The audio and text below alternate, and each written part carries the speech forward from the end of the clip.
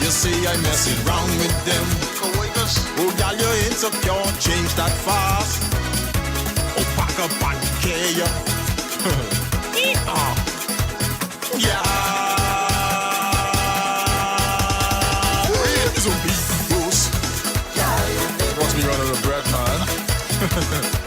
I tell you, zombie boss. Lord, zombie boss. Zombie boss. This grossy always on your mind. Like the good book said, what you see, y'all, you can find.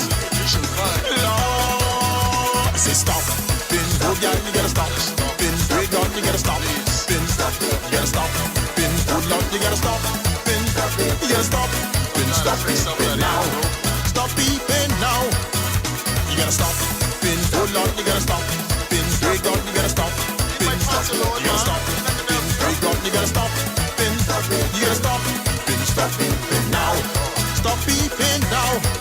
Without trust. Y'all ain't no us. Listen, you stressing me out. Running. You do see mouth. Y'all, I need peace. Lord, I trying to sleep. I'm going to jail. Like Rami say, y'all care your tail. Yeah, some peoples. Rami say, care your tail. Oh, y'all, you some peoples. You some peoples. You some peoples.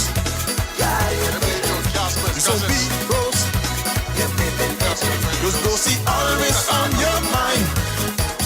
Like the good book said, what you see, y'all, we're gonna get fine. Lord, I say stop, spin, oh y'all, you gotta stop, spin, oh Lord, you gotta stop, spin, we're gonna, you gotta stop, spin, we're gonna, you gotta stop, spin, you gotta stop, beeping, stop beeping now, stop beeping now, you gotta stop, spin, oh Lord, you gotta stop, spin, we're gonna, you gotta stop, spin, you gotta stop, spin, oh Lord, you gotta stop, spin, you gotta stop. Stop beeping now. Stop beeping now.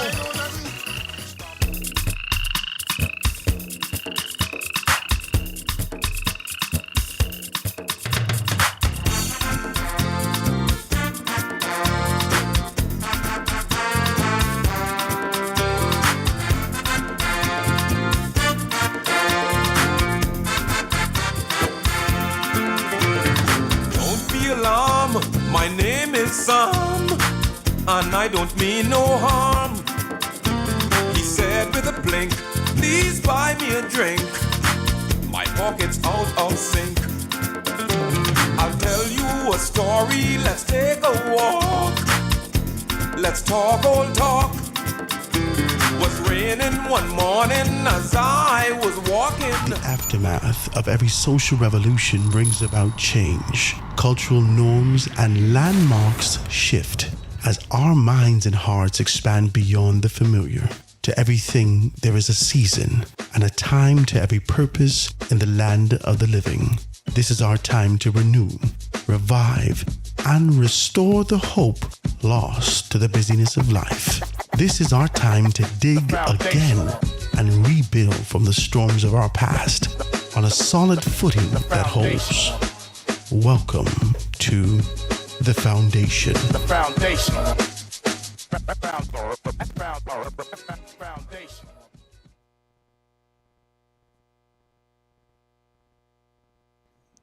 Good afternoon, ladies and gentlemen, boys and girls all over the world.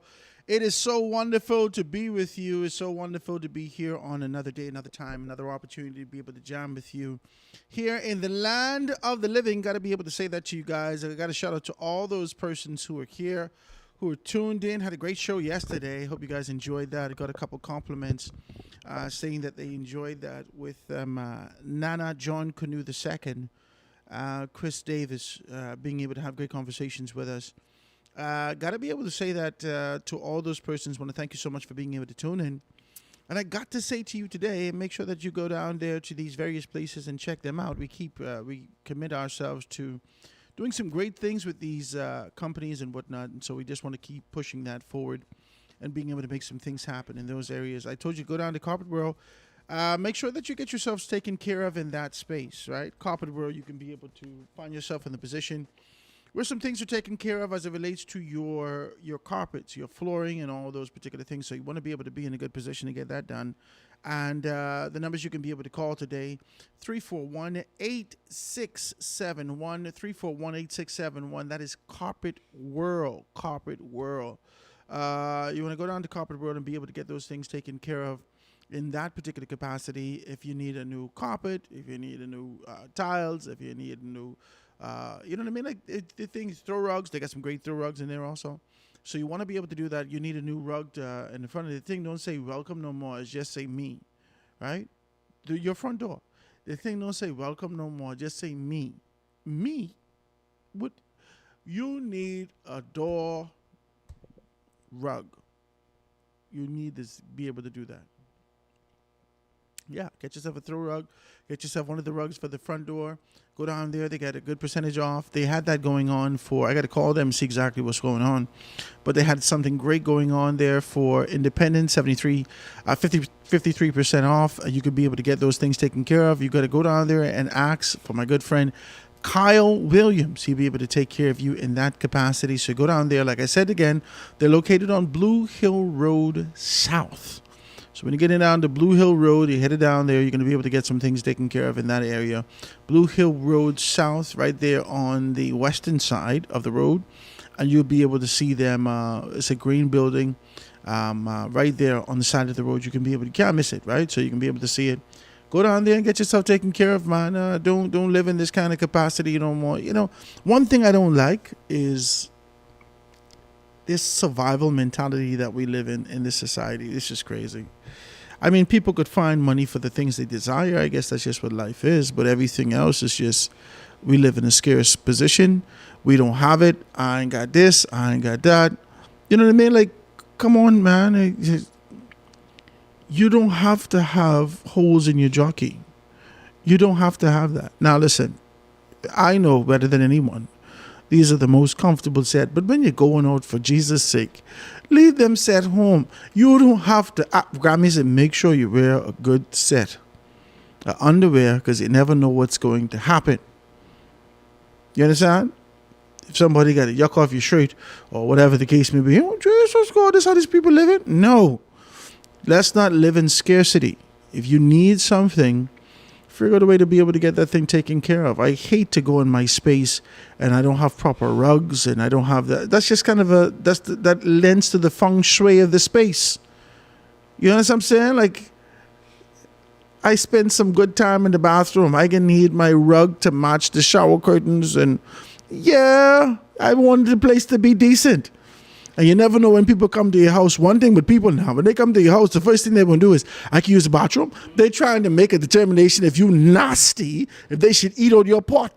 You understand what I'm saying? So they can run to the bathroom, and if it's dirty in there, child, you know, you could hear their belly. Child, you know, I ain't hungry, you know. Mean from these people, they're nasty. Add some things to your place. Go down there, get your throw rug. Get your center rug. You know, your children ain't got all kind of spot and all these things all over the rug and so forth and so on. Get your center rug, get your throw rug, get these things taken care of. Make sure you can be able to make your place look nice. And you ain't got to wait till December where you think you can hit a whole lick to be able to purchase these things. Take your time. Purchase a little one, too. I see my wife she have some towels, little hand towel and thing like that she's get, right? She take the hand towel and put it up. These Christmas hand towels. This is when people come to the house. If anybody come visit us, you see, if her family or my family, anybody come visit, she got a fresh set of towels. Fresh. You know what I mean? Fresh set of sheets, towels, everything when people come visit. Be decent. Stop living in scarcity, child. You know this is the best thing. Miss, why your towel like a cardboard when you're trying to give it to your guests? Hard. Nobody can bear it with them. You scratching up your skin. Be decent. Go down there and listen. We don't know if this towel clean or dirty. The towel stiff like a rigor mortar said the thing. Man, ain't nobody can use this towel. Oh, I supposed to bed with this? When the water hit it, It's still stiff. Hold on. There's a towel. Stop living in this kind of scarcity. You only making it worse for yourself. Jesus Christ Almighty, when he come and you answer before him, and you say, well, God, it's hard down there. It was hard, but you could afford better towels than that and a rug. For Jesus' sake, go get a rug and a towel. Go check these people out, man. 341-8671, 341-8671. Live in decency, man. Y'all stop living like poor people. Y'all need to stop. That child, I ain't got it. Stop that. You making these declarations over your life like you poor. Child, I tried. I ain't got it. I ain't got it. Stop that. You got it. You got it. You ain't want to give it to that. But you got it. Don't walk like that. Be decent. Go down to Coco Palm Wellness. Also, I've been telling you guys that get yourself the hydrocolonic. Find yourself in the position to be able to evacuate a lot of these things that have been hindering in your system for too long. Talk to me. These things that have been hanging out and it's laid in your system for the longest time. You didn't do nothing with it. That fried bologna burger, what you used to like when you was young, that's still there. Sometimes you belch and you say, this tastes like something I used to eat. It's disgusting. Go down there and get your thing taken care of, man. This is the hydrocolonic. What it does is hydrate your colon, right? Sometimes when the walls of your colon lacks that kind of hydration, or the waters that you're consuming can't penetrate to be able to get to your colon to hydrate it, these things get stuck on the walls, and there's a membrane that actually builds around it like a spider web, right? Or like a cocoon. These things can cause issues. They retain a lot of, the bile in your system. These things that, all these things that your body rejects, it's being retained in this space. Let's get that thing out, man. Let's get this thing out. Find ourselves in the position to make some things happen. Go down to Dr. Teresa Adley Smith. Go down to Dr. Teresa Adley Smith. She's supposed to be on with me on Friday. On ZNS. So we're going to be talking about that. Dr. Teresa Adley Smith on Friday for the hydrocolonic with Coco Palm Wellness. You can be able to get give her a call. The numbers you can call with her today is 445-8111. That's 445-8111. Jesus, whee. All these little pills you all taking. This could only be because your system is not acting the way that it is. I know us as men, anything that goes past the exit, we have a problem with it. Well, us as men, amen. Let's just be very clear about this, right? Anything that seeks to be able to creep past the entrance, the back exit, amen. We have a little issue with that, so let's be clear about it. Let's talk with clarity about these particular things, and look at it as an opportunity to be able to kind of restore ourselves and get back a few of those years that we would have lost with drinking and smoking and eating horrible. Yeah, man. Restore yourself, renew yourself, revive yourself in those areas. Coco Plum Wellness, 445-8111, 445-8111. Sell all electronics, and they got all kind of appliances and everything like that also. You want to be able to go down to them. They're located in the Marshall Plaza on, what's the road? Chemical Wood, right? You want to go down to Carmichael Road right there, headed west, right across the street from Cousin McPhee Church, just before you get to BFM. On the left-hand side, 2-story building, yellow, mammoth, massive building, L-shape. You can see it right there. You see the big sign out in the front there, Marshall Plaza. Tell Mr. Marshall Howard Grant sent you. Get yourself a little percentage off, and get some things taken care of down there, right? So go down to Sell All. The numbers that you can call today, 361-7267, 361-7267. And definitely, I told you before, you want to go down to the Pink Depot. Pink Depot said that they got some stuff going on, Had a good conversation with them. I tell you, my daughter doing a little mural down here for me on this wall. I asked her what she doing. She said, I'm not going to tell you. All kind of colors. I said, listen, don't let me fire you, eh? Praise Jesus.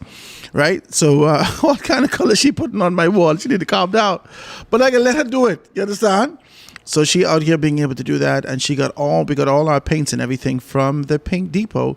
They have been nothing but stupendous and patient and understanding and supportive to us, and so we're grateful for them and grateful to be able to work with them. The Pink Depot located on Mount Royal Avenue, right? You want to be able to go down there. Miss Johnson, she can take very good care of you. Get some things. She started to tell me yesterday how they're going to do they have like a little sale or something coming up, right? She didn't tell me when. So let's do something with them. Go check them out. 326-1875. 326-1875. That is the Paint Depot. Excellent, excellent, excellent space. They are superb. They got everything for you. A lot of the traditional brands that you know, and they got some superb brands that we've been using that ain't flaky, it ain't look transparent, it ain't look, you know what I mean? It looks very good. Some people got these, they paint their cement wall with some paint, and next week the building look like the paint was on there for 15 years. Jesus, all this paint, all the paint gets soaked up in the building, and you think the contractor ain't put no primer on the building. But what happened to this kind of sponge building this is? Mr. Grant, we didn't put all the primer on there. We do everything. We paint the building. We put 2 coat on there. Why the paint look like this? Why the bottom of my building look like it fading when the rain hit it in this area? You know why? Because your paint is inferior. You ain't got to call nobody names. But the paint inferior. You understand me? This paint is washed right off this waste and you're all beiging. You ever see the people? No, man, boy, this ain't dye. This ain't dye. Dye. One little piece of sweat. Block running down their eyebrow. You think they... why you crying, Block? Because their hair dye. They didn't want you to know it's hair dye, but the thing sliding out of their hair. That's what this paint do. Slide right off soon as water hit it. You can't do that. Go down to Pink Depot. Get yourself taken care of in those areas. 326-1875. 326-1875. Yeah. All right, guys. So that's that. I had a great conversation yesterday with Chris. I really enjoyed that, man. I see a couple of people posted it up and talk about those things. I really enjoyed that. And we're going to have more conversations like that. We've invited him back to dive deeper into those kind of conversations with us. And so we look forward to that. I look forward to those particular things happening. Wherever you guys are, I want you to give me a call today. The numbers that you can call me with and to. Today is 827-0111, 827-0111. We're looking to be, listen to me, watch me speak this into existence right now in Jesus' name, amen. We're looking to become partners with BTC. Can I say this to you? We're hoping to become partners. Now, this ain't no slight to nobody else, but we're hoping to become partners with BTC. We have made some significant step towards being able to do that. And we're hoping that it happens. If it doesn't happen, we're not going to fight. You know what I mean? But we're hoping for the absolute best. We believe that we have a great product that's budding. And we're hoping that you give us good consideration, man, wherever you are out there in La Ciudad, wherever you are out there in these particular spaces. We are hoping for the absolute best. And we're hoping that you consider us. Yeah. Because we're committed to what we're doing, and we want to be able to make some things happen. So give us a call in these areas, and let's make some things happen, all right? 827-0111, 827-0111. How would I want to do this, I want to do that. Give me a call, man. Let's talk about this, and let's make some things happen, all right? So we're in those areas, and we're making some things happen, and I want you to be able to talk about those things with me, and so we could all be on one page to talk about this, all right? A girl 12-year-old alleges that the mom's boyfriend raped her. Jesus almighty.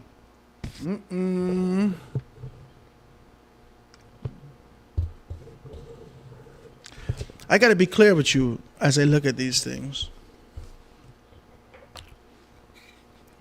I don't want to be one of those people who add to these kind of things. I hate this. A 12-year-old girl alleged yesterday that her mom's boyfriend removed her clothes and had sexual intercourse with her while they were home alone in 2024. As the defendant's trial began, the complainant, whose name is being withheld to protect her identity, testified in the unlawful sexual intercourse trial of Anthony Bain. You put Anthony Bain in there. We ain't find out if this real. We ain't find out. My God.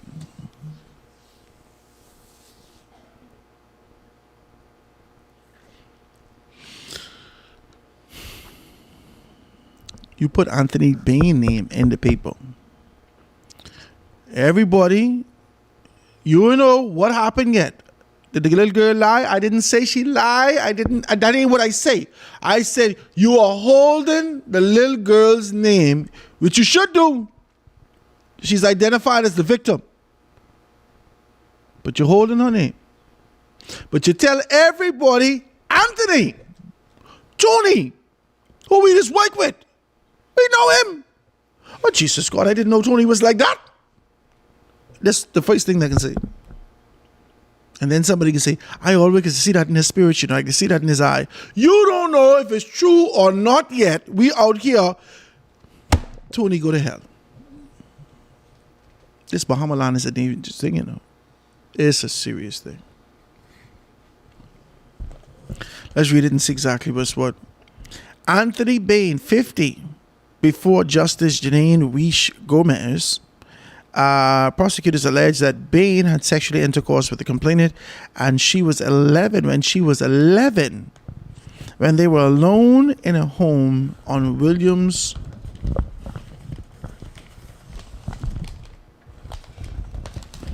That's A7. I'm reading the Tribune, guys. Make sure you pick up your papers and find out exactly what's happening around the country and around the world.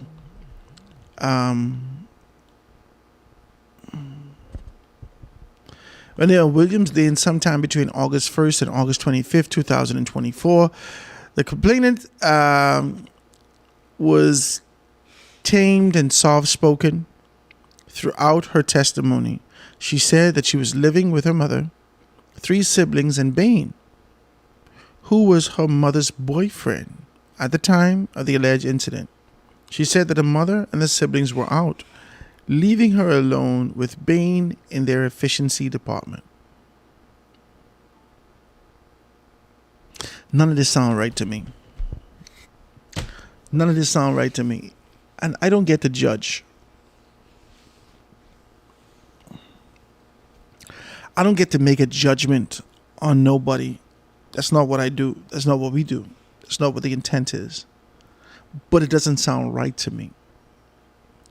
It sounds like right now, it sounds like convenience. It sounds like access. It sounds like comfort. It sounds like a designed in your mind necessity, but it doesn't sound right. It doesn't sound right. Let's read it again. Let's read it again. Let's go ahead and read it again. I got to get some cool glasses, you know. Let's go. Let's go ahead and read it again. They were in Williams Lane sometime between August 1st and August 25th, 2024. The complainant was timid and soft-spoken throughout her testimony. She said that she was living with her mother, 3 siblings, and Bain, 6 people, in an efficiency. If you don't know what an efficiency is, they don't have no room. Let's be clear. Let's be clear. This ain't a 1-bedroom apartment. You know what a 1-bedroom apartment is? You got an apartment when you walk inside. Excuse me, I'm going to the room. And you could close the door. This is a 1-bedroom apartment. You got your bathroom, you got your kitchen area, you got your living area, and one bedroom. You should know what that is. You should know how that look.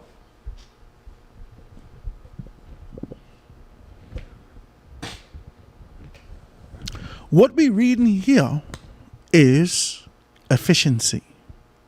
Efficiency is almost like a studio. It's almost just like an open space where everything is meshed into one. You probably have a pull-out couch if you want to be able to be decent, or you set up your bed right in the middle of your floor. But when we walk in your house, we could see your bed. When we walk into this space, we could see where you live. 6 people living in this efficiency. A woman living with a young man. Well, he ain't young, he's 50. 50 years old. He move in with these people. Okay? Let's read it properly. Let's make sense with this. Okay, that makes sense before we go forward. Because we don't know what this we don't know what coming, so let's read it. So he said that she was living with her mother, 3 siblings, and Mr. Bean. She was living with her mother, 3 siblings, and Mr. Bean. 6 people. They didn't tell us the other 2 ages. I guess we'll get to that when we see exactly what's what. Let's read it. She was living with her mother, 3 siblings, and Mr. Bean, who was her mother's boyfriend. It wasn't her mother's husband. This wasn't her daddy. We don't know whether or not he is the daddy to any other children. Her mother bring a 50-year-old man to live with. Oh, listen, let's just be clear. We walking through the story. Let's walk through the story. Let's make sense of this story. So at the time she alleged that the incident said that her mother and the siblings were out, leaving her alone with Mr. Bean and her efficiency apartment, in their efficiency department. This is too much if you ask me. If you ask Howard Grant, this is too much. You know, I said to my daughter the other day, we were driving, and, you know, my she is of age. She never liked me to talk about her. She said me, I don't like you to talk about me on the radio like that, Daddy. I said, baby, you come from me. You belong to me. Jesus, I'm not talking about you. I'm talking about me. Just a different version. Amen. Praise God. So I said, as we were driving, I just, you know, looking at young people and looking at the tribulation that people will go through and driving through the community, and, you know, which would be like certain areas that I go through. Like I go in Baintown, I got some fellas who work for me. I go in Baintown to get them some food and stuff like that. So I have an opportunity to be able to kind of ride through there almost every day and see exactly what's what. And I don't want to make it sound like a gloom and doom stuff, but you could see impoverishment, and you could see the perpetuation of that. You could see building on this impoverished position. You could see that there isn't a shaking or shifting or this kind of determination to move away from it. That's what this is. This is how we live. This is how we exist. That's what it is. And so as I'm driving through there, you could see, and this is only observational. I don't know people's business, because I'm not here asking everybody their business. I will ask you your business, but I ain't got a chance to ask everybody their business. But as we ride through and we're looking at it, young girls, very early 20s or late teens, pregnant, and just you know what I mean. Like, I'm just looking at that. Living here in Nassau, hearing stories about 5 Pound lot, and the women who were impoverished living in 5 Pound lot and needed to take care of their children. Not just 5 Pound lot, other spaces, but you would hear about these slumlords who would expect sexual exchange for the opportunity to be able to, because, you know, single mothers, sometimes they just can't pay their bills. It's weighty. You know, a woman needs help. Not in a bad way. You know, a woman needs help. You know what I mean? Like, she needs help. She's a woman, you know. I don't want to make it seem like all women are feeble and unable, but women need help. This is how I see it. This is just a traditional standpoint. Some of them may reject the help. Who knows? But as I look at this and I identify these particular things, I think to myself, single motherhood is not easy. That's what I get. I say all this stuff to you to say this. Single motherhood is not easy. It's just not easy. It's not. I told my daughter, I said, when you was born, she 2 years younger than my son. I said, when your mommy was trying to bathe you and your brother together in the tub, and I was sitting out in the room or whatever the case may be, and my oldest boy, right, he was maybe 2 at the time, he would jump out of the tub, run up and down all over the place, ball naked and wet, right, laughing and jumping up and down. Every time she said, come back here, boy, come back, he jumping up and down, running all over the place. The little girl stuck in the tub, all you hear splashing, splashing. Jesus, God, would you don't drown yourself? She out there running up and down all over the place. I sit down, I said, Jesus.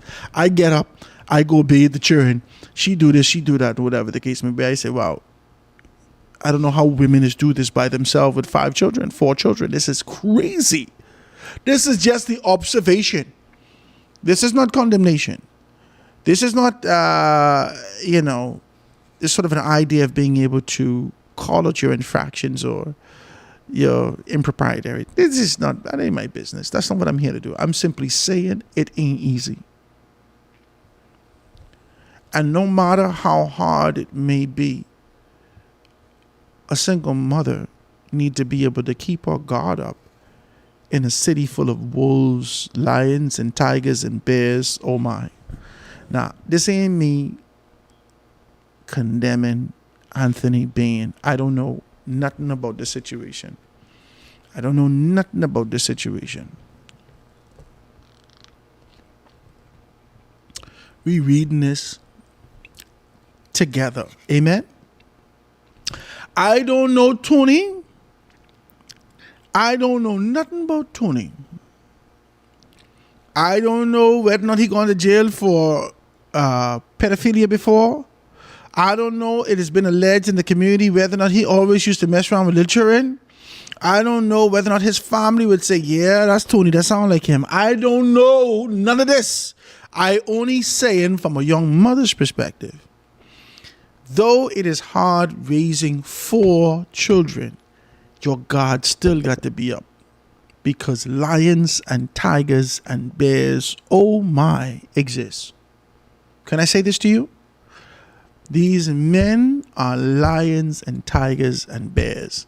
Can we have a conversation? I know the kids are in the car, but let's talk. Let's talk as adults.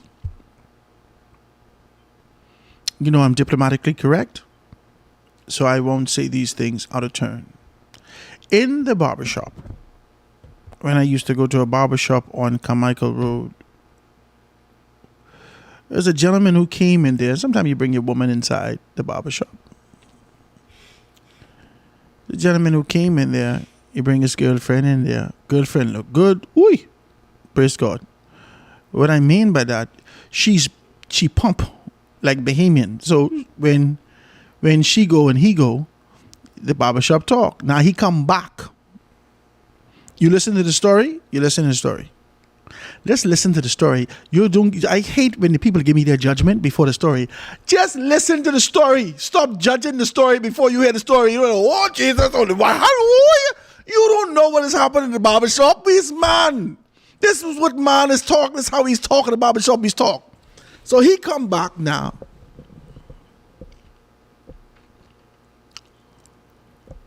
And his girlfriend ain't with him. Now, his girlfriend, already then 20-something, almost 30 years younger than him. So he in the barbershop telling us all about Ian Pills.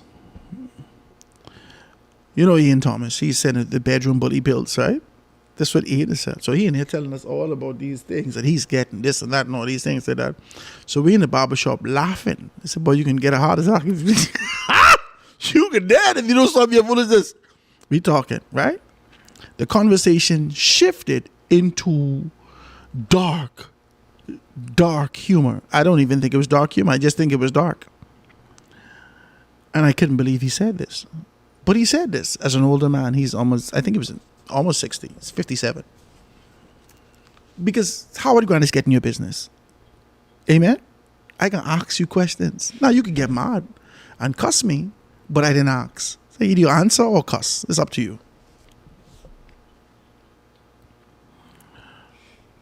The people know me long enough to know how we're going to ask questions when we in the barber shop. We sitting down there, and the fella say, boy, yeah, boy, you see that one there? But I know she pumping whatnot, but my God, you should see her daughter. Jesus, her daughter 19. Hold on. Jesus, Mister, hold on. He telling the whole barbershop this. If I lying, I flying right now. We in the barbershop sitting down. And the man say, oh my God, you should see her daughter. Boy, one time I was by her. And the daughter she gotta know that what manners want. That's what he's saying in the barbershop. She gotta know what manners want, man. The girl coming out there with a little pants on and a little underwear, things like that. 3 o'clock in the morning, getting to the fridge and things like I sitting down there on the counter by singlet. And she got to know, she coming out there. I said, Jesus, boy, if her mother ever leave me. In the barbershop, the man saying this to us. The mother is his girlfriend, but this ain't his daughter. And in the barbershop, the man saying this to us. And then he says, he tried to decent it up. He tried to clean it up. He said, boy, I ain't think I can bother with her though, but I need somebody to touch her. Then he starts soliciting, almost like he's trying to be able to betroth from an engaging standpoint, the young lady. The young lady what none of us meet. He already in here talking about, yeah, man, one of y'all got to talk to her, man. See what she's saying. She's 19, she's a woman. I just make sure taking care of her all the time, you know what I mean? Whatever she need, I just pay, I give her money quicker than her mother. Because, one day she may need, this is what the man saying in the barbershop. Lion and a tiger and a bear and a wolf. These men, many of them, think they hit the jackpot when they get a 50-something-year-old woman and a 20-something-year-old woman in the same house. Perversion knows no bounds. Sin knows no bounds. Your mindset that says if it's needful, it's lawful. Demonic. I'm only saying to you, as I read this story, this is not a foreign story to me. I don't know why y'all just play like y'all ain't from the same Bahama land I'm from. As though you don't have conversation. Maybe you don't. I don't know where you're from. But these things exist in this Bahama land, and these men are dirty dogs. Can I say this to you? I ain't talking about you, Anthony Bain. I don't know you. The government of the Bahamas decided to put your name in the papers. We now have you as the headline of the story with an 11-year-old girl who said, and as the paper said that she was timid and soft-spoken. They really didn't paint an image of a decent young lady. She ain't rowdy. She ain't loud. She ain't on there crying. She just telling you what it is. Timid and soft-spoken. That's what the paper say. And then the paper goes on to say that they allege that after she left the bathroom, Bain removed her clothes while she stood near the bed. She said that they then laid naked on the bed. In the efficiency department in apartment, I need you to hear me and understand what I'm saying to you.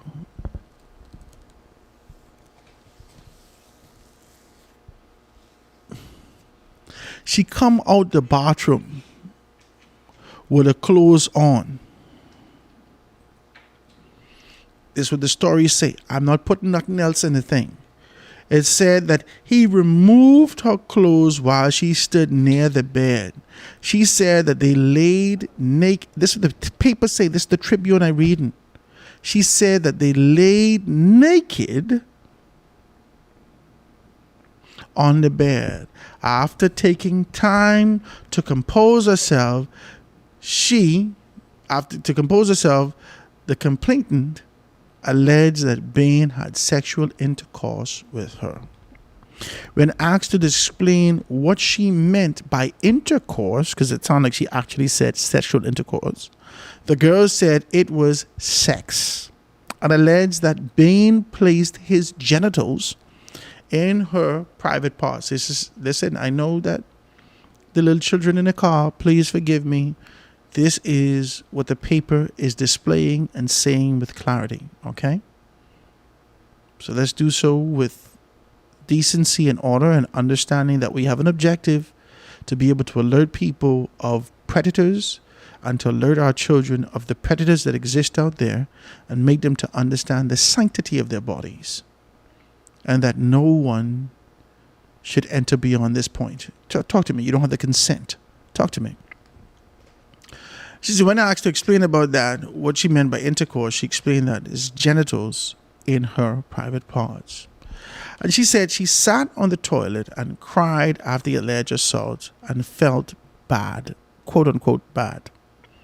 The complainant said that she told an aunt about the alleged assault in October of 2024 because it happened in August. So she gone September and then October she told somebody in 2024. And that aunt informed another aunt.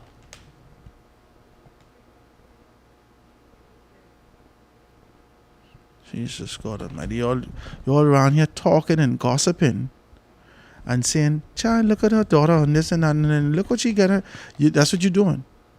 But we ain't gone to the police yet. All right, praise God.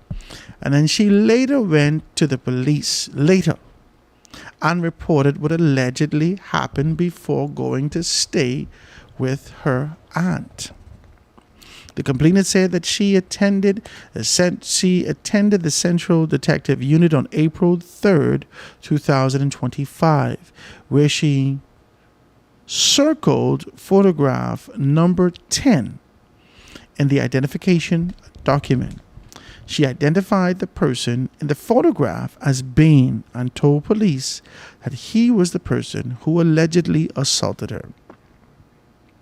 The complainant was shown photographs of the house and room where she alleged the assault occurred. However, she said that the bed was not in the same position shown in the photograph as it had been during the alleged assault. She also indicated that she usually slept on the floor near the door. The complainant told the defense attorney, Dornella Kemp, that although she did not scream during the alleged assault, it hurt a lot. She said that Bain paid for her needs because her mother was unemployed at the time. See that?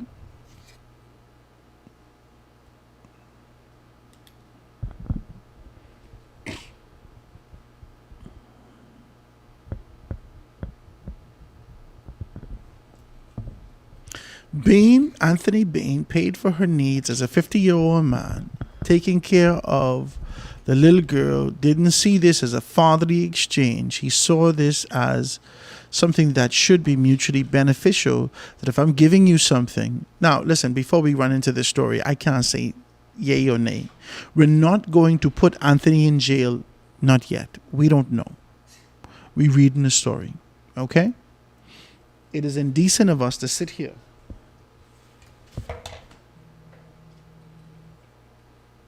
and try to be able to put Mr. Bain in jail. Okay?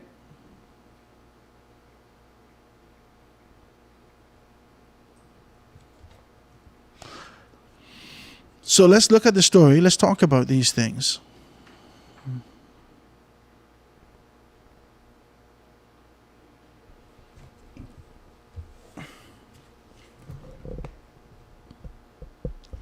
And it goes on to be able to say that.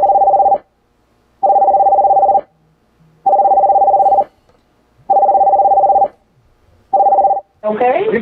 Thanks so much for being able to dial us right here at the Foundation with Howard Grant. Go ahead. You're live on radio. This is the Foundation with Howard Grant. Go ahead. Oh, I guess you didn't call me to talk. Right. Guys, you can give me a call if you want to give me a call. 827-0111. 827-0111. Right here, live in full effect. Let's just being able to dive into this conversation. All right, let's talk about this. He says, although the complainant alleged that Mr. Bain did not threaten her to prevent her from disclosing the alleged assault, she said that he asked her not to tell anyone.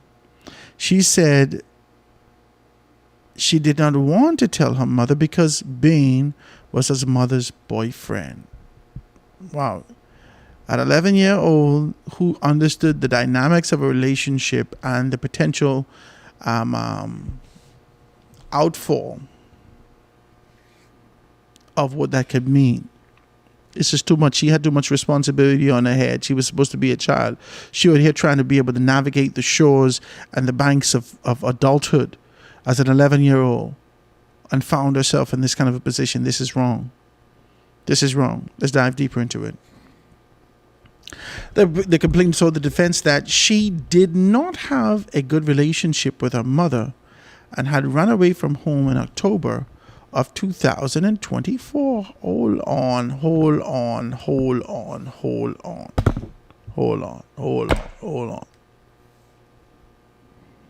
The allegations of what happened did so in August. In August. Listen to me. The allegations of what happened in August. The little girl swallowed that the whole of September. She didn't say nothing. She say something to her auntie. Apparently her mother's sister. Could be. She say something to her auntie. Her auntie gone and get the next sister and they talk about it first. And then in October, they went to the police station and she was able to do this. The police station gone through everything they went through. Obviously, they did that because they gone to the house. They ready to take pictures of the man. They line him up. They put him in these particular things. They go on there, take pictures of the entire apartment, the efficiency. They did all these things by April 3rd, 2025. She now went back. The same month, October, after the two aunties found out about what happened and they went to the police office, she ran away from home because it says now she didn't have a good relationship with her mother. And she ran away in October. Apparently,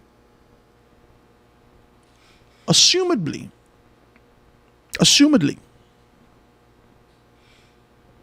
as a result of the information that came to the forefront.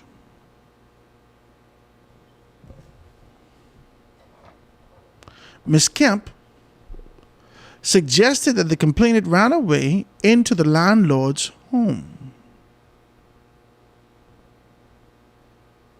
Okay, hold on. Ms. Kemp suggested that the complainant ran away because she had broken into the landlord's home. Hold on. This story getting this too much. Prosecutors objected to the line of questioning. The complainant denied the defense's suggestion that she was before the court because she had done something naughty. She also rejected the suggestion that she fabricated the allegations because she feared being disciplined for misbehaving. Hold on. This is too much. See, this is why we can't put the man in jail just yet. The girl disagreed with the defense's claim that Bain never had sexual intercourse with her. During the re-examination by the prosecution, the complainant said that she ran away because the defendant was going to beat her. The man? This man who ain't your daddy was going to beat you? That's what she said?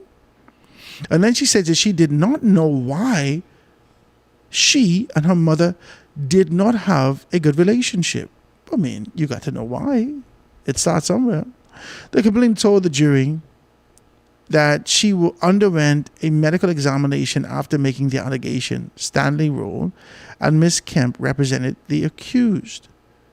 Cordell Frazier, Valentino Bow, and Erica Ingram prosecuted the case. This is too much happening out here, ladies and gentlemen. I don't know how to put this together. I don't know how to be able to identify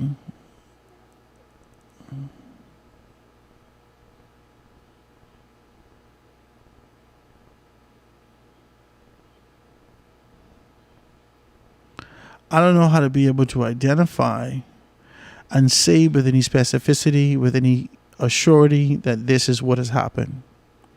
Everything is in the realm of allegations right now. Everything is up in the air. There was a strong story. The story painted the young lady as soft-spoken, timid, steady in her posture. Later on, the defendant's attorneys take on this position and say, this little girl is breaking the people's house. That's what the story telling me. The little girl is breaking the people's house. Don't mind her.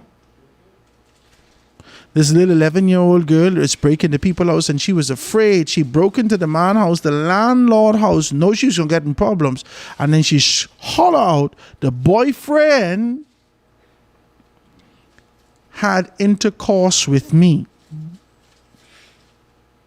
The judge asked her, or these particular persons in the line of questioning asked her, why you ain't scream? She say, I didn't scream when it was happening. This is a peculiar thing to me.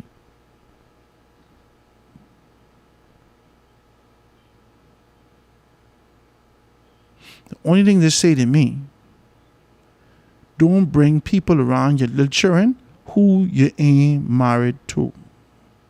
That's hard to say. You need somebody to help you. The mommy needs someone to help her. She didn't have a job. The two sisters wasn't helping her.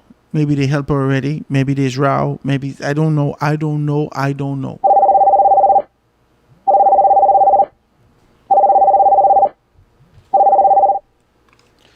Thanks so much for that in the foundation. This is Howard Grant. You're live on air. Go ahead. Why y'all hanging up the phone so quick? If you could hear me. You're live on air, guys.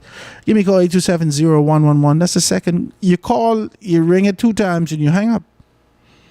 827-0111. 827-0111. It'll come right through. We can be able to take that telephone call if you're looking to do that.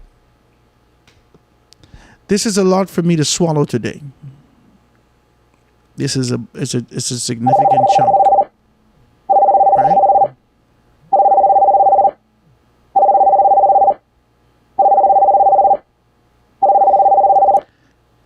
Hey, good afternoon, Peter. We're live on air right now. I don't know if you want to call me back or if you're calling me for the show. We're live on air right now. Yes, I'm calling for the show. It's an interesting case you are putting forward right now. Mm-hmm. You know, stuff like that, incidents like that are happening too common. It's all the time. With our young people nowadays. All the time it happening now, Peter. Hello? Yeah, you can hear me? Go ahead. Yeah, I can hear you. I can hear you quite clearly, Howard. And the sad thing about it is that it's unfortunate the young lady may have experienced what she you sure that's the call, isn't it? No. Go ahead, Peter. Right here. Oh. Go ahead. Yeah. Okay. It is unfortunate that the young lady may have to withhold some of the illness stuff that she has encountered, and that's why she may have wanted to confide in others. However, based on her history tells a lot about an individual.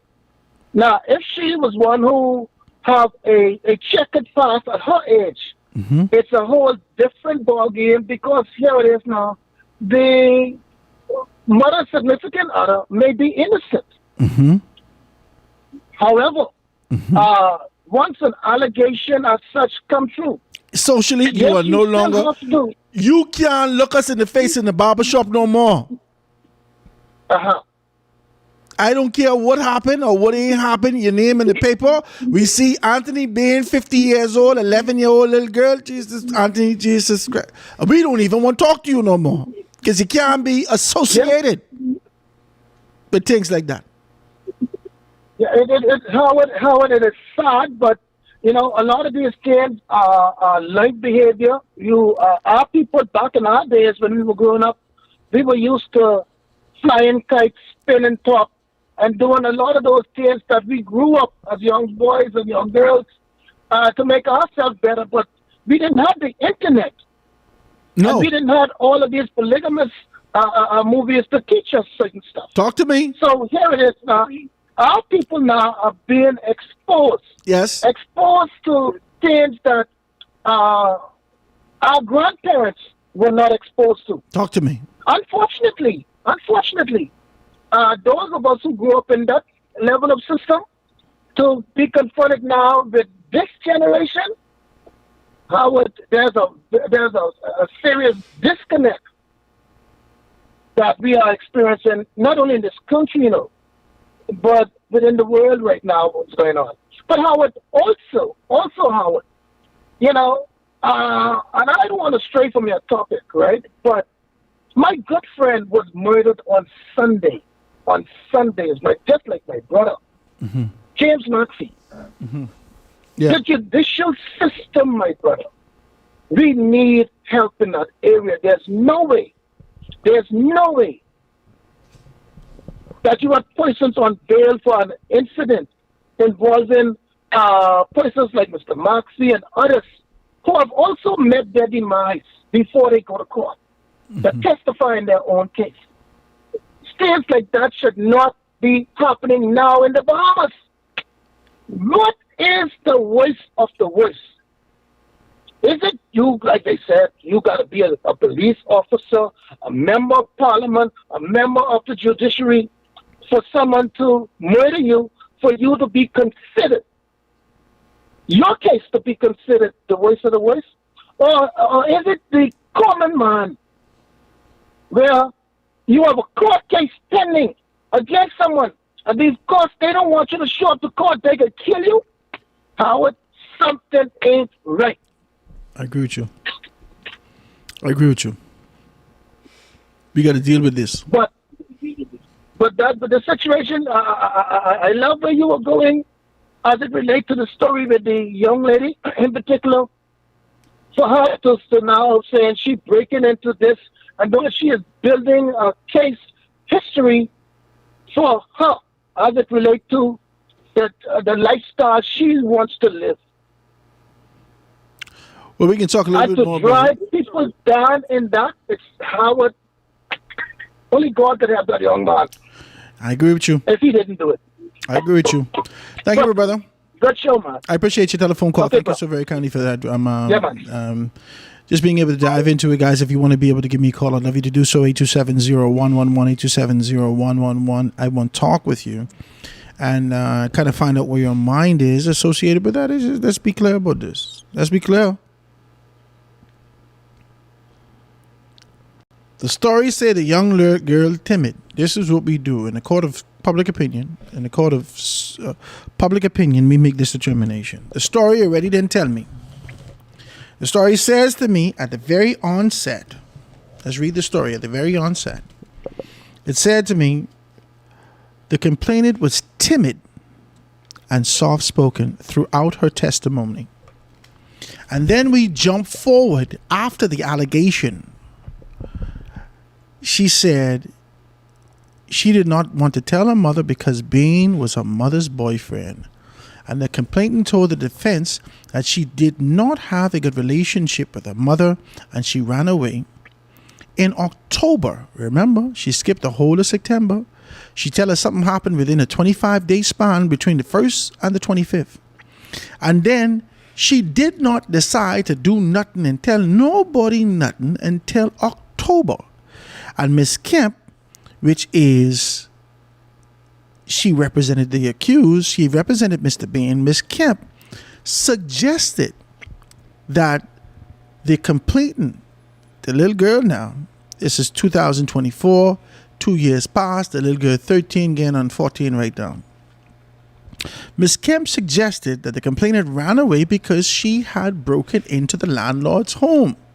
The timid, soft-spoken young girl, prosecutors objected to the line of questioning. The complainant denied the defense's suggestion that she was before the court because she had done something naughty. Okay? She also rejected the suggestions that she fabricated the allegations because she feared being disciplined for misbehaving. The girl disagreed with the defense's claim that Bain ever had sexual intercourse with her. Say Bain never had. She disagreed with that. The defense's position, Miss Kemp's position, said Mr. Bain never had sex with this girl. She disagreed with that. During the re-examination by the prosecution, the complainant said that she ran away because the defendant was going to beat her. They asked her earlier. She don't know why she didn't have a good relationship with her mother, and she had ran away from home. That's what they say earlier. She leaned it on her mother earlier. Now, later on in the story, she said she did not know why she and her mother didn't have a good relationship. She gone back at that again. But she ran away because the defendant, Mr. Bain, was going to beat her. Beat her for what? Beat her for what? I'm confused at this point as I read this story. This man who come on to you, who you said that he pulled you over to the bed when you had all your clothes on, you had to compose yourself, catch yourself, take off your clothes, lay on the side of the man. Oh, this is the story. I'm not putting nothing on this story. Lay on the side of the man. You said you had intercourse. They asked you what was intercourse. You said this situation. You went into depth and detail. You identified those things. Now you're saying to me, this man was going to beat you. For what? If this man cutting up with you, why? If he is bothered with you in that particular manner, why? This is a court of public opinion. Julian, call back. Call back, Julian. This is a court of public opinion. We only reading the information. You just tell us in August the man bothered with you. But he trying to discipline you now. Discipline you. In October, and you ran away. I don't understand this. I confuse.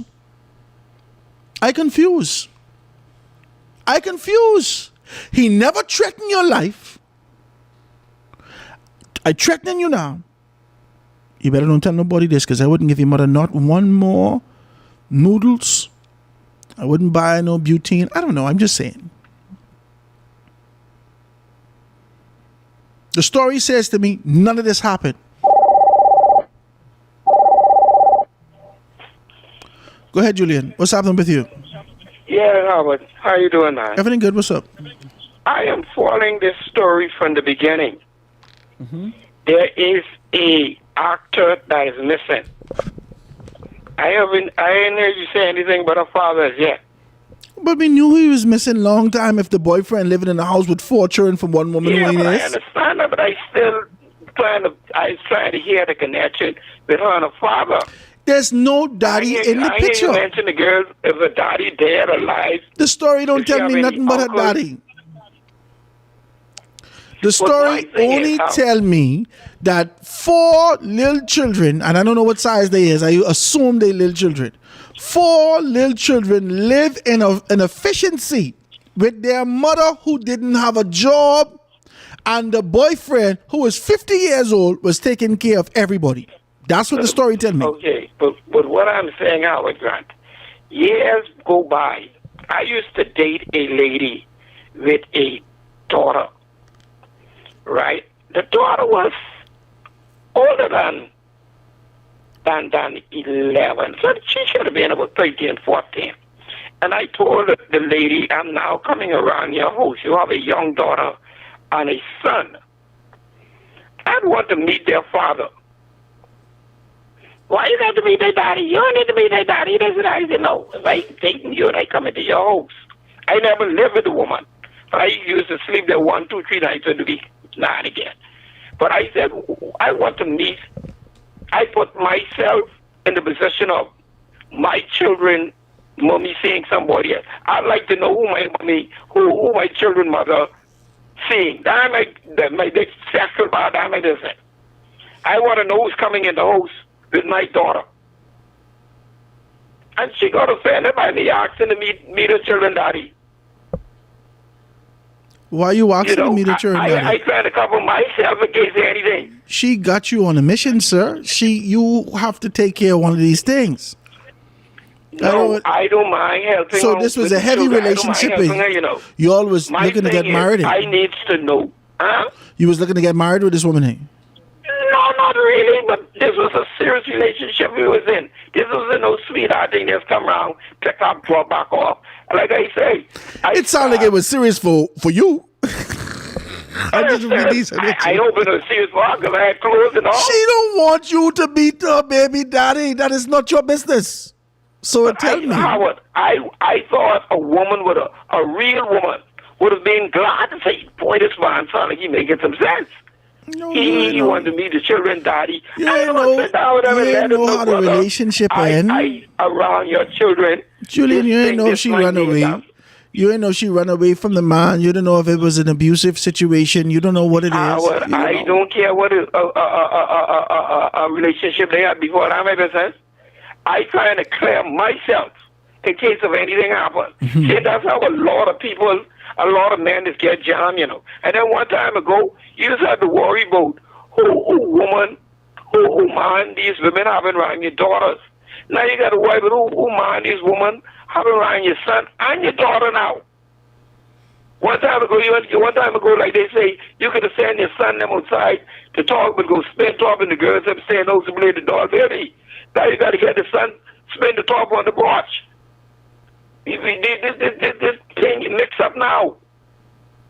And the story with the young girl I was following it, but I wait to hear from you. Finish the whole story now. Let's finish the last thing that tell me. And all of this. The daddy is not there. You trying to paint something, and all of this. Sir? You trying to paint something in this picture that is not there. I didn't read the story 4 times. There's 2 aunties. And it sounded like they had... I heard that. It sounded like they had an indifference. If my niece would have come to me and tell me that 9 o'clock in the morning, I can't try to be to the police station. At no point ever. Now the next auntie, I could call the next auntie from the police station and tell them meet us here. I go straight to the police station with her. The only man ever mentioned in this story is Anthony Bain. That's the only man. The little girl, after she would have gone through what she alleged that she went through between August 1st and August 25th, she swallowed that, said absolutely nothing to her mother and the efficiency that they live in the night after it happened, the day after it happened, never said nothing.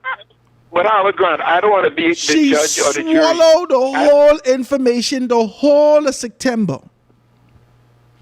October roll around and allegations come that she break into the landlord house. All of a sudden, Anthony Bain, the story said she ran away because she thought she was going to get beaten from him. Now the prosecutor saying, hey, you saying that he was going to beat you, but you call him, you say he never had sex with you. She said that's not true. This is what the story's saying. Howard Grant, let me say this. I'm not the judge here to the jury. For an 11-year-old girl to be molested by a 50-year-old man, and she could keep that in for 3 or 4 days without telling her mother. Hold on. I could put my life on the line. We are men. We are men. Yeah. We are men. Sir. We are men. We know that when there is the initiation, let's be very clear. Let's clear this now. Let's clear this out. when there is the initiation of intercourse, for the very first time, the Heimlich breaks. All right. As a result of the Heimlich breaking, there should be blood. That's blood. That's a covenant. In the car, but you know, and I know. Okay, yeah. Children in the car. Let's be decent. There is. Yeah, you wouldn't have to say that, but adults know there's what's a happening. covenant that happens. We ain't hear that's in the story yet. But Howard Grant, for her to keep that in that long. I ain't trying to show you something. That wasn't the first time. I ain't saying nothing. If it is true. I ain't saying nothing. All I said, when I start this story off, I said to you, we already levy significant condemnation upon Anthony Bain, who was taking care of 5 people. Jesus Christ. Anthony then take care of 5 people that don't belong to him. He only could afford. None of his children. None of his children. Because I said I wanted the last, let's say, maybe someday. This story then tell me none of these children belong to him. Yeah, but Howard Grant, for her to keep that in for till October, that ain't the first time that happened. Okay, and then another thing, too. An 11-year-old daughter. Well, I never did it, but my wife did it. My wife checked like every when you see they get at that age, you got to be checking them every month.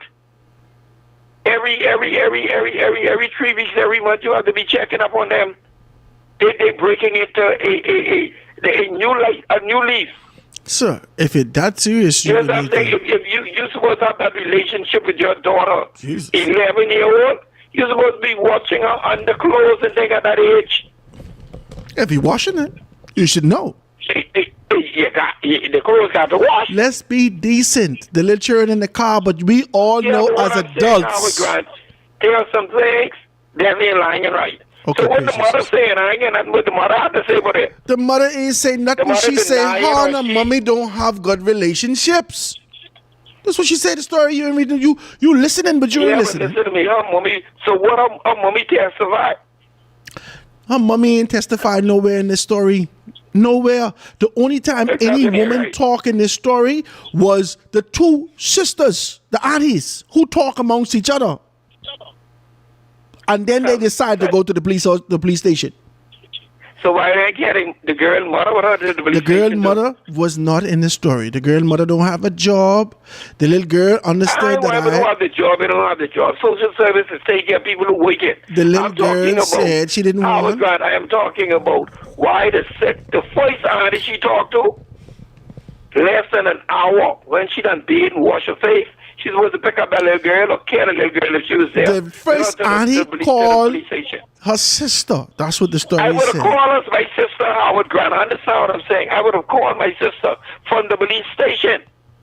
I didn't call. I called my police station. Meet me by this police station. Hold on. We have a problem. Let's be clear about something. I can't talk with her over the phone. Let's be clear. By the station. Hold on. I have our little niece here with us. Hold on, Julian.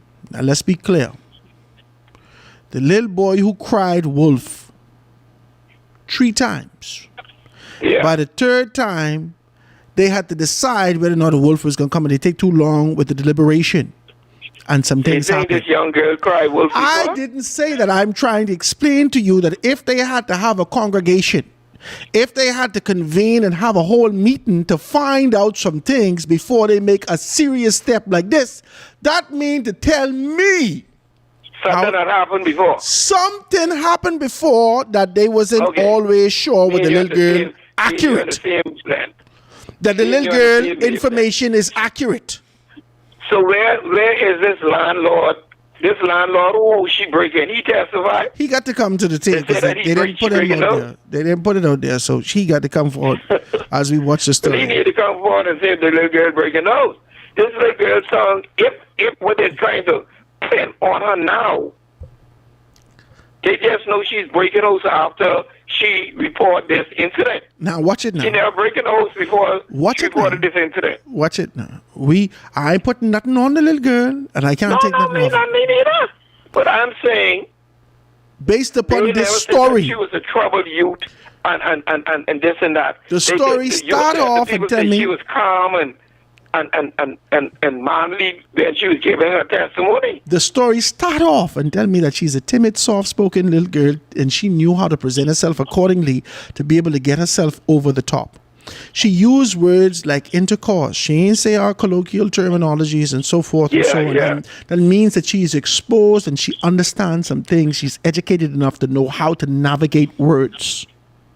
All of a sudden, at the end of the story, when She's now about street girl. when she was accused, she said, I ran away because the man was going to beat me. Hold on, you confusing me, baby.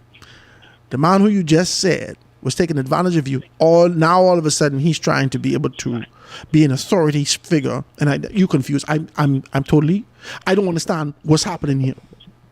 And because I But don't know I where to need to- pin you, we got Howard Grant, to you stretch it out further. said that you didn't hear nothing about the father. Okay, I let that one get away. I need to hear what the mother has The to mommy say ain't got about the nothing to relationship with say. her and her daughter. Because you have some of these women, I'm not saying that this is what happened here, but you have some of these women get in relationship with these men and put these men before their children, man. That's dangerous. Anything the children say once a month, say that ain't true. Go sit down with your own self. You always lying. This thing, you always you just because the man may be paying the little rent or like you say, buying the noodles. But social service will do that. Stop selling your children cheap. Come on, man. Heavy, Julian. It's And, heavy. and like Peter said, this is a thing going on around here, Howard Grant. This is going on. This is going on here every day. And then the sad part about it, a lot of the mothers know. A lot of the mothers know what's going on, you know. If you're an efficiency, Okay, that's what I paint the whole picture, tell you this ain't a 1-bedroom apartment. If the man 50 years old and bedroom need apartment to, up door. if the, Efficiency don't have the only door, if and the efficiency is the bathroom man door. in an apartment with 4 little children at But the man 3:30 in the hours. morning, when we wake up with suggestions as men, talk to me. Yeah. You guys. How do we fulfill our desires when they move? with all these little children in here? Yeah, but Howard Grant, what I'm saying, when you look at it, if the man lend that woman any real love with her, the man and all is lousy because he's not supposed to say, baby, we can suffer some things this month, next month. We need Now, to how you can call the man lousy? He done taking care of all these children with his and the whole woman. Inefficiency, Howard Grant. That's all they can afford. She ain't getting wet and she in the car. He isn't falling in love. That was no marriage stage. Because first thing, me, a blind man who can't see, you couldn't get me those with no efficiency, no children on the floor. But how you know you in efficiency or not? You can't see. Walk to the bathroom and walk back. It's my sight, it ain't my sense. Okay. I have a sense. It's my sight that gives me problem, not my sense. Oh, Julian. You can get me You anywhere, did I this know now. where I am at. Praise Jesus. I'm not going to fight you. Julian, I appreciate Okay, your now, telephone let call. me say one little thing before One I little go thing with before you that go. Go ahead. gentleman Go ahead. On who got killed on Sunday. All right. Howard Grant, what we need to do, I don't care how people say I sound. Once the court charge you for murder, we need to stop giving bail. I don't care how much people. If you know the jail full, Julian, then you you can can't say that. I ain't letting You nobody can't else say that. They about to charge this man with sexual molestation and potential rape. They about to charge this man with that. And based upon the story, it may not have everything on it. You can't take one side. You are innocent. Howard, I'm talking about the until- murder now. Yeah, but you're still innocent until proven guilty in this country. But Howard Grant, if you're innocent, when you're innocent, sure, when you go to court, then you come out. That's all.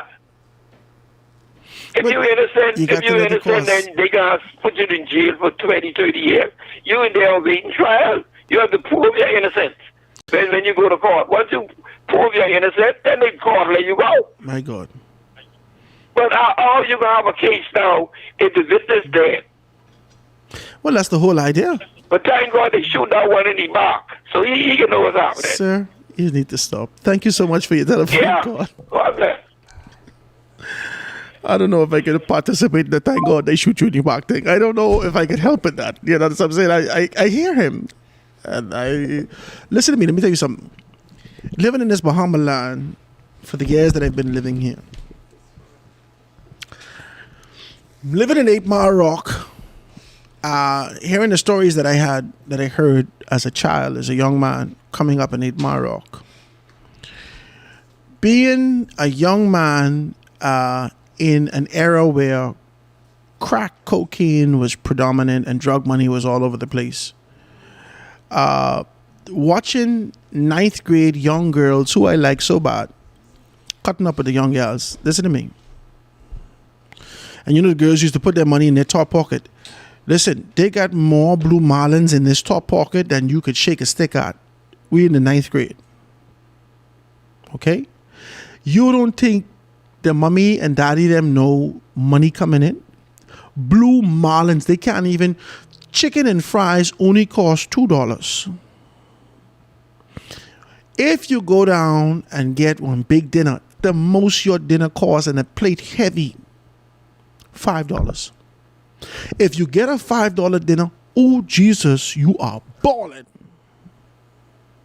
It's 1990s. It's 95, 96, 95.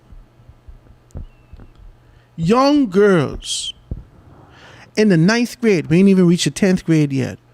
Fellas coming there, and I used to live, our school was in the bush. We say deep down in the bush, okay? So it was closer to the northern side. If you know 8 Mile Rock, if you know the structure, it was closer to the northern side. Way in 8 Mile Rock, closer to the northern side. We used to call it back pawn and the back seat, right? But really it was the front, it was the north, right? So you had to drive a good half a mile almost to get to the school, way in the bush.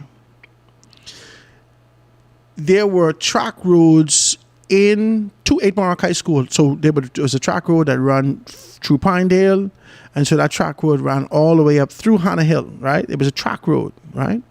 There was track roads that ran from 8 Mile Rock High School all the way through to Back Pond, where the back sea was.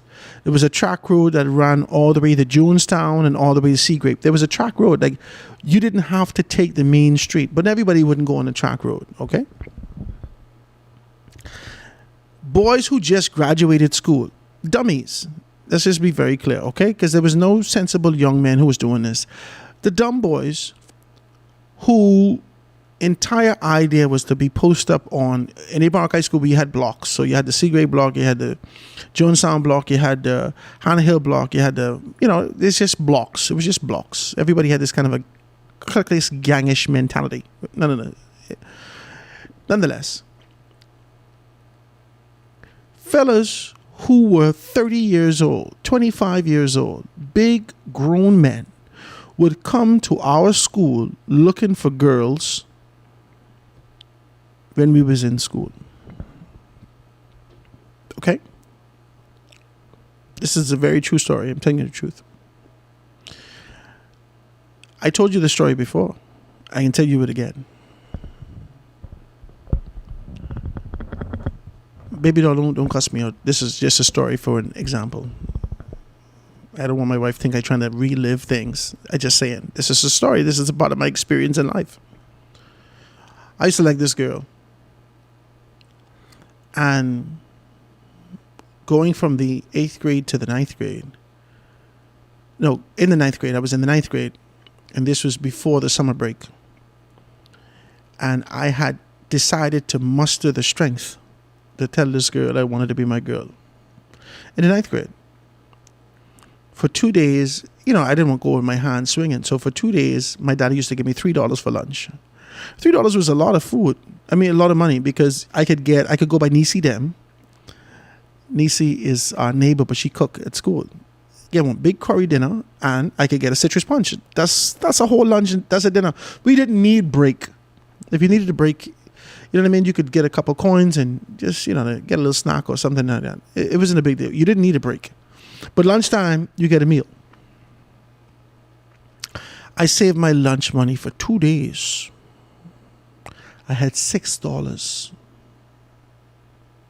I can never forget the story. This is a real thing, all right? I can never forget the story. $6 I had. Break time come. I go into the tuck shop. I buy a twist and a juice. I got $4 left. You understand? You see what's getting? I buy her a twist and a juice. And it's just amazing how life is working and how God works in this life. Ninth grade, being in ninth grade. I getting prepared now. Lunchtime come around. I then put an order in with Nisi, something special. Nisi say, okay, Howard. Boom. They know me. Right? I set it up. I used to go to Nisi or I used to go to Margaret. Okay? So they know me. So I go on there. I get it. Going towards lunchtime again to get it now. I can pay Nisi and get the thing straight. Then get one little citrus punch or fruit punch, whatever I get. Nice and cool one. I walking towards my homeroom, which was the math block in 8 Mark High School. And all I could smell is pizza coming out the class. Pizza. This lunchtime now. Now lunchtime just happened. Now I'm walking towards the class. I smell this pizza. And I see my dog, my boy, coming out of the class eating pizza. Now, he's my boy, so he knew what the play was because I'd be talking about it. But he come out of the class eating pizza. And so I said, pizza? So I said, who get pizza? So he said, this girl who I was just about to cut up with. One of these boys who graduated was a goon for another fella who was out of school, sent an extra large pizza with all the toppings from Pizza Hut 30 miles away, and it got here to 8 Mile Rock piping hot for a 9th grader. A man sent an entire pizza for a young lady who I was just about to cut up with. As I walked towards the class, my boy eating pizza. And then he asked me if he have two handful of pizza. He eating one, he asked me if I want one. I slap it on his hand. Bop! I slapped that on his hand so hard. Whap! The hell you could offer me pizza? You know I'm supposed to be talking to this guy.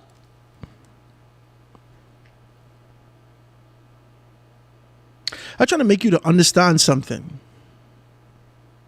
This Bahama land that we live in isn't isolated from life. This is real life that happens here. Real life. This is real life that happens here. We make stories about it, we laugh about it, we smile, we frown, we judge, we do all these things, but this is real life that happens here. Our children are not isolated from the internet. They're not isolated from sin, from lies, from trials, from tribulations. None of these things. We expect, based upon our exposure and based upon our understanding of what is right and righteous, we expect that there should be some level of decency associated with these things. We don't know. You don't. You don't.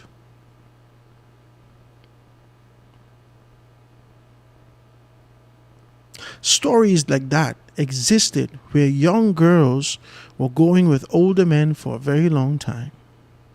Stories like that exist in 8 Mile Rock where women would tell their young daughters, 14 years old, girl, don't bother with that man unless he giving you something. With a very clear understanding that a man is never going to give a woman or a girl anything without there being an even exchange. Even if there ain't instant gratification, everything that he gives you is accounted for and accumulated in his mind with an expectation to reap all that he's sown. How am I talking? As I read this story, I'm not putting guilty on Anthony Bain, saying the little girl is a liar. But I'm saying that there is a sense of inconsistency in the stories from what we know life is. And as we identify and understand what life is, some elements are missing. Whilst Julian is looking for the daddy don't exist. There's There's no need to be able to paint something in even a silhouette of a man in this story. The daddy don't exist. Not here. Not here. Let's be clear about this.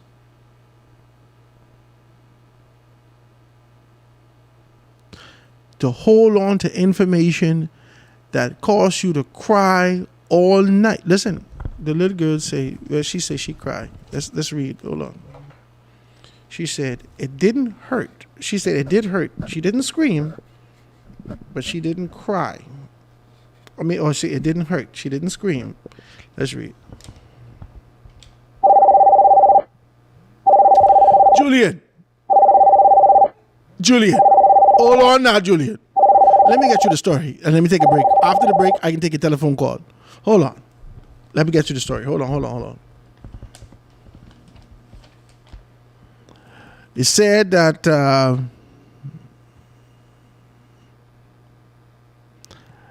she was shown photographs. She identified those particular photographs. She has indicated that she usually slept on the floor near the door. She complained. She told the attorney Kemp that although that she did not scream during the alleged assault, it hurt her, and she said Bain paid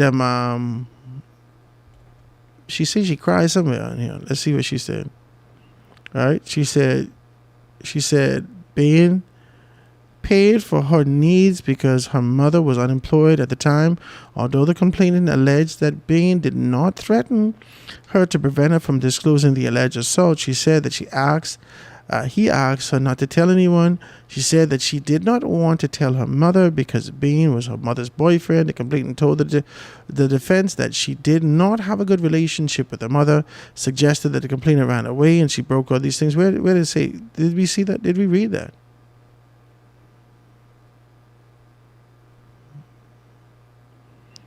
I thought we read something where she said that she cried.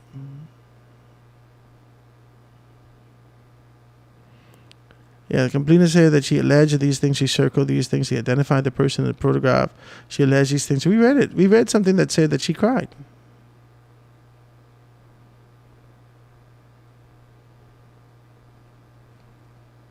I gotta look for that.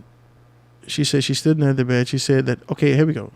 Complainant alleged that after she left the bathroom, Bain removed her clothes while she stood near the bed. She said that she lay there naked in bed. After taking time to compose herself, the complainant alleged that Bain had sexual intercourse with her. When asked to explain what that meant to intercourse, the girl said that she had these things and alleged that he placed his genitals in her private parts.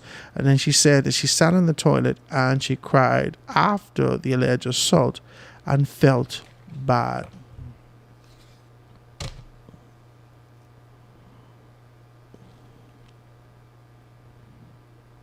Very quick cry. She didn't cry. She didn't. When her mommy come home, she didn't wipe her tears. I don't know. Her mommy asked her no questions. Nowhere in the incident, her mommy alleged these things. Her mommy didn't even go with her to the police station.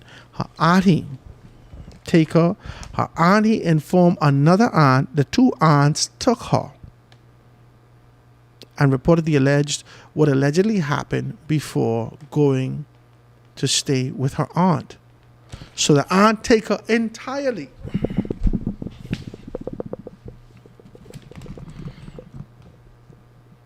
The aunts take her.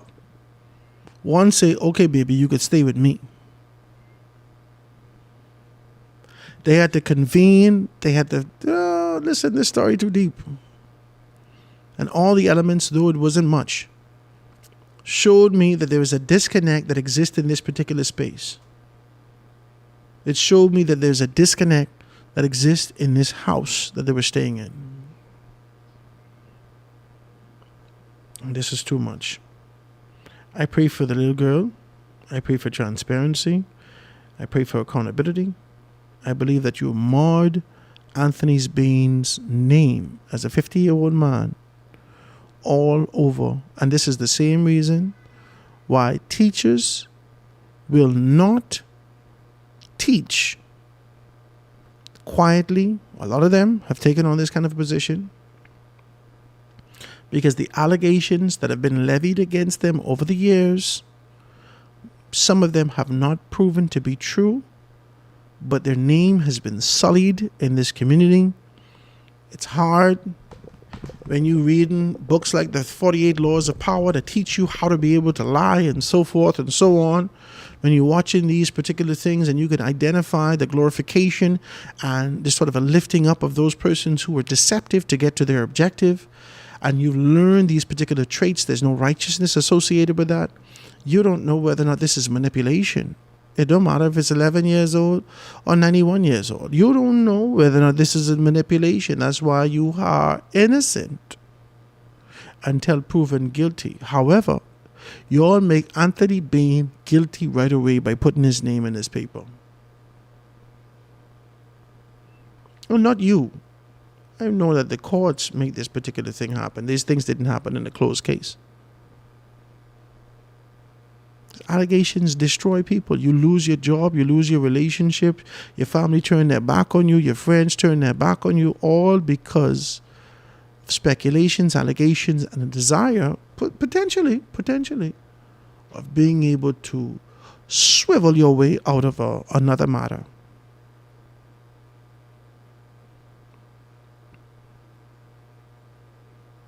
It's a dangerous situation. Let's take a quick break, guys. We're going to be right back after this. The Foundation with Howard Grant. We'll be back right after this. The Foundation. The Foundation. The Foundation. Soft yet firm. Our carpets are the best in the world. Visit Carpet World on Baloo Hill Road for the most luxurious collection of fine carpets. Call 341-8671 and visit our store, offering a wide selection in commercial and residential indoor and outdoor carpets, tiles, area mats, and much, much more. Carpet World and Flooring. Call us at 341-8671. We are at Baloo Hill Road waiting to serve you. Coco Plum Wellness Bahamas. Experience the extraordinary fusion of open system hydrocolonic hydrotherapy and holistic rejuvenation. We are located at the One West Plaza for your convenience. Cleanse, revitalize, nourish. Your journey to good health, energy, and vitality begins here. Whether you are managing your health or just simply seeking a boost, Coco Plum Wellness is here for you. Call 242-818-7586. Your wellness comes first. You are in tuned to Foundation Radio 89.5 FM. Great talk, great music, and a great staff. Reach your customers in style by advertising with us. We have a great platform and great quality reaching the island of Nassau. Call us at 242-827-0111. Foundation Radio. Advertising made easy. Residence Resort in the Garden of Eden is an ideal place for weddings and honeymoons in a tropical island setting. The dining experience is unforgettable, and it is filled with a warm and gracious cultural vibe. The atmosphere and service is second to none. Enjoy our pool bar on hot days or cool evenings when you just want to relax and have a few cold drinks and appetizers.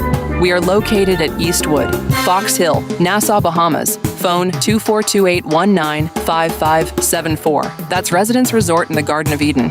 Come stay with us. The best talk show in the Bahamas. The Foundation with Howard Grant. Only on 89.5 FM Foundation Radio. And we're back, ladies and gentlemen. Grateful to be here with you. Always grateful. We're just talking about these allegations and all these things that's popping up in the paper, being able to talk about that. Listen, in a court of public opinion, I reserve the right to be able to have my opinion. And as I look at these things, as I identify these things, I think all of us, we can form an opinion. I'm saying Anthony being right. I ain't saying the little baby girl wrong. But I saying there's some inconsistencies in the story that I don't understand. All us know how life is work. All of us know why Anthony Bain would pay for any place for a woman to live. He needs some pork chop, white rice, steamed pork chop, white rice, coleslaw, and Kool-Aid. He need that. He need a place to take off his shoes and go buy his little sweet thing in the can. Talk to me. And relax with her. He knew he couldn't do that in an efficiency. This story don't make sense to me. It don't make sense to me. People just make some decisions. They make some decisions. But for Anthony to be able to, we don't know whether or not this was Anthony's efficiency. We don't know if this is the mother's efficiency that Anthony moved into. We don't know if this was a concerted effort by both of them to be able to do this. We don't know. We don't know. All we know is the mother who stayed here with the little girl every night ain't open her mouth yet. All we know is the aunties didn't even bother to call the mother. They called another auntie. Hello, somebody. They called another auntie. I only reading it. Let's do it. I'm back into the Tribune. Has identified some things. LGBTQ plus activist calls for hate crime laws. Calls for hate crime laws. Gay rights activist Alexis DeMarco has called for hate crime legislation after linking a string of recent and historic killings involving people believed to have been members of the LGBTQ plus community to concerns with concerns about bias, motivated violence, and unequal treatment within the justice system. However, Attorney General Wayne Monroe yesterday rejected her call. Y'all need to stop this in Jesus Christ's name.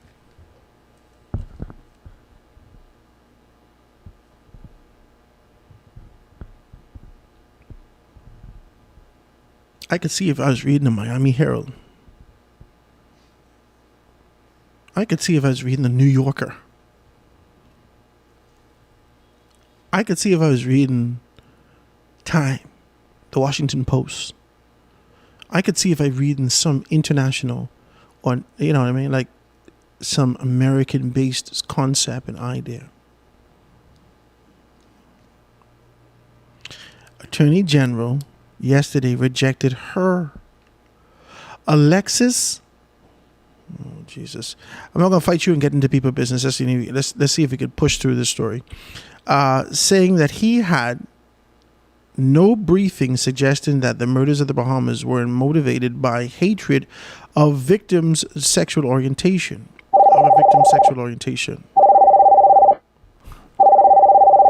Julian, he wouldn't even let me get you the story. Julian, you gotta let me get you the story. Go ahead. Grant, I ain't into that kind of story, man. Okay, go ahead. That story, I ain't into that kind of story. Okay. What I'm into, what I supposed to mention too, sorry for calling back. On Sunday, there was a young lady that got raped in Chippenham in an abandoned building. Caught away, there on East Street. The same young lady got raped again. I read that. I mean, what's happening?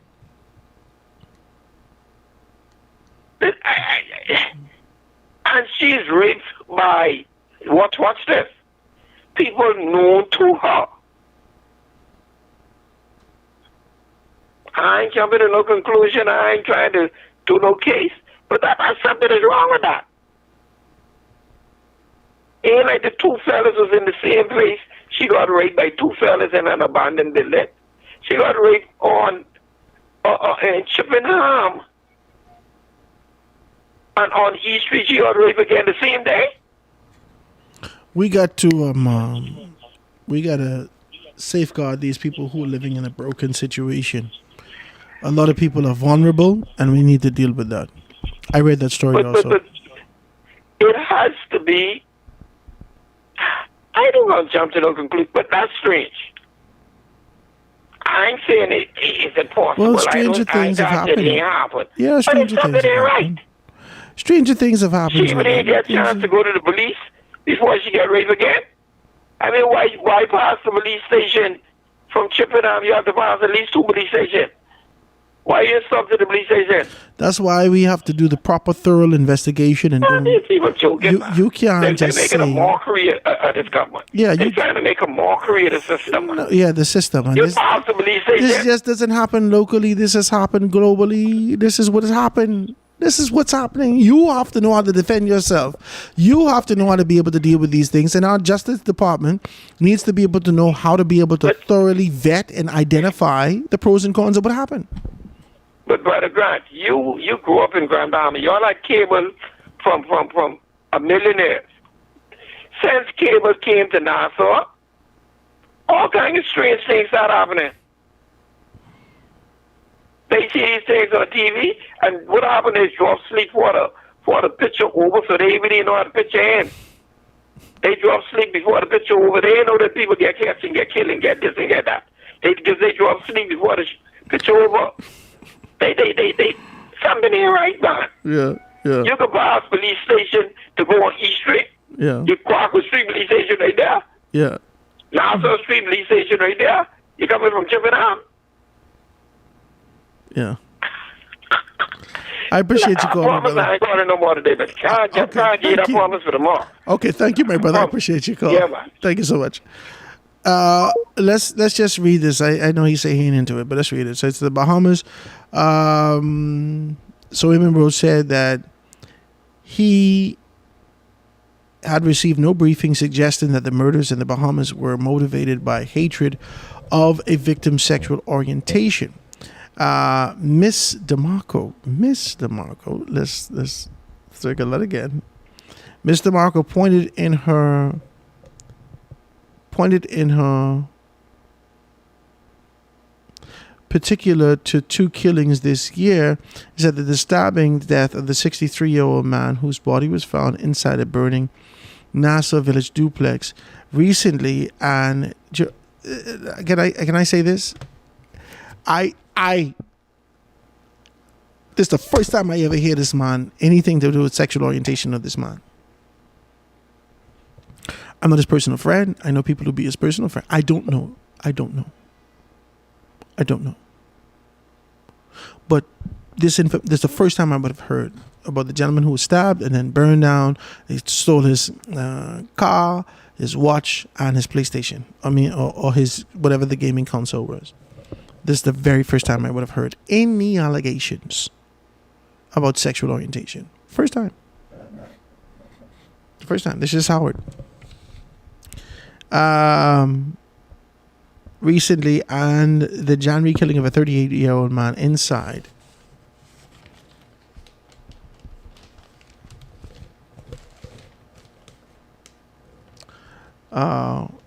his home.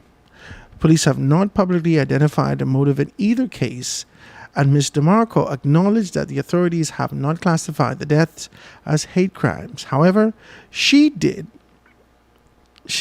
that the absence of legislation specifically recognizing the bias-motivated offenses makes it difficult to determine whether or not the prejudice played a role. Ms. DeMarco, I keep stumbling over this miss part. I just want to be very clear with this. Argued that the country cannot properly identify or prosecute bias-driven violence without a legal framework that recognizes such crimes. Well, if that's the case, then there needs to be a declaration indicating that you're straight or that you're gay.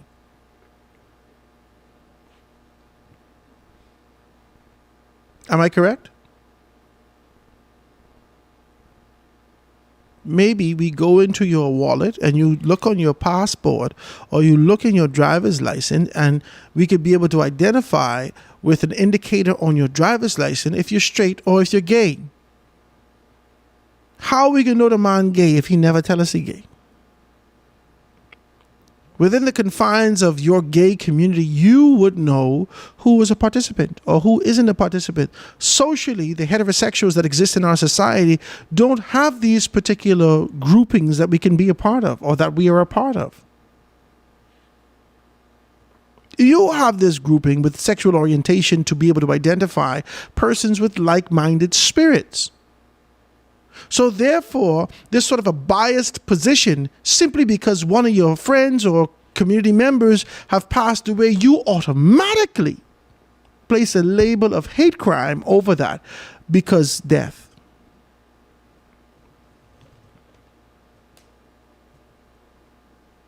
Automatically, as a result of stabbing, many people getting stabbed in this country, you know. As a result of all these particular things, you automatically identify that this can only happen to these particular persons within the confines of the LGBTQ plus community, simply because of their sexual orientations, desires, and their alignment. How can that possibly be? How? How?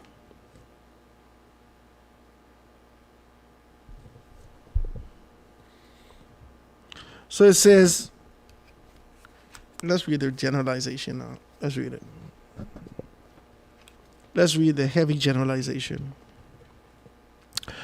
DeMarco said that the LGBTQ plus Bahamians have long feared that violence against members of their community is not pursued with the same urgency or seriousness as other crimes. This is bananas. Your desire is instant gratification, because if you do your statistical analysis and data, you'd recognize that slow means slow straight across the board.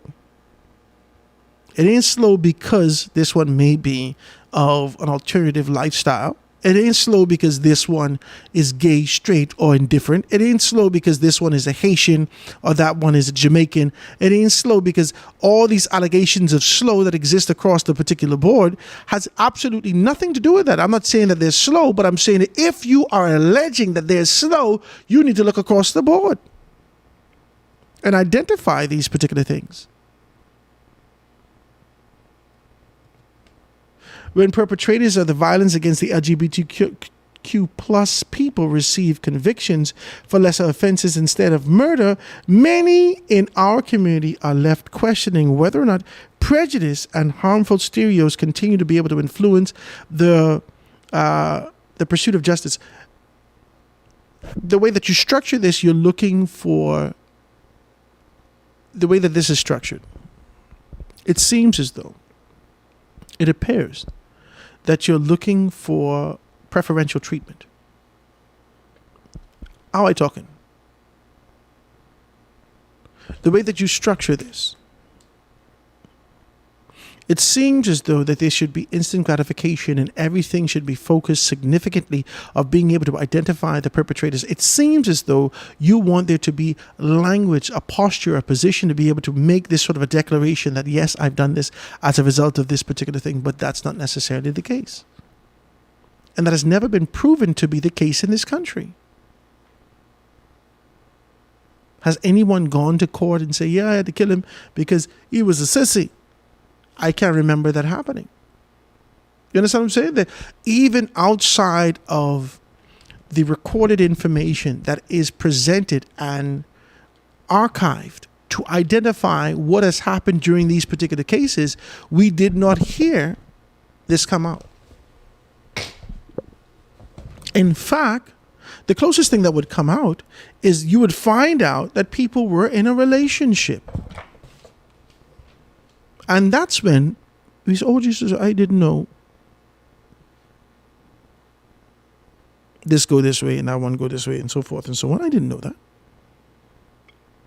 This desire for instant gratification and preferential treatment, in my mind, aligns with an international agenda that can be able to place our country in a position of potentially not necessarily being a haven, but being acknowledged as a challenge for those persons living this alternative lifestyle. And as a result of being identified as a challenge, now you could be able to seek asylum elsewhere.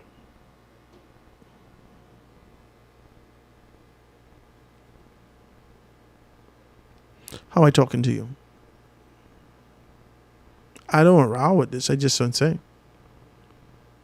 The acknowledgement of these particular things will be able to alert the international communities that there could possibly, because this is not the first time they came to the forefront and said this, but you seeking to etch it into the fabric of our law, rules, regulations that govern this particular country.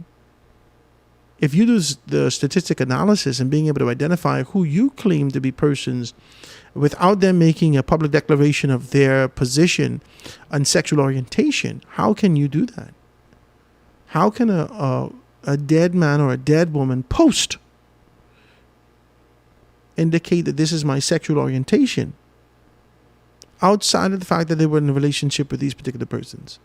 And if they were in a relationship with these persons who took them out, then it's gay on gay crime.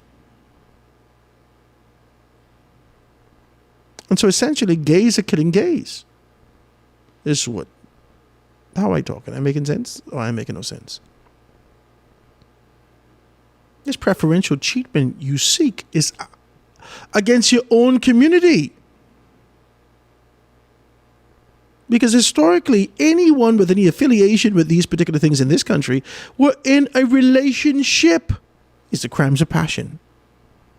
And if you're looking for preferential treatment and safeguarding yourself against these particular persons, then you need to start in your community first. How am I talking?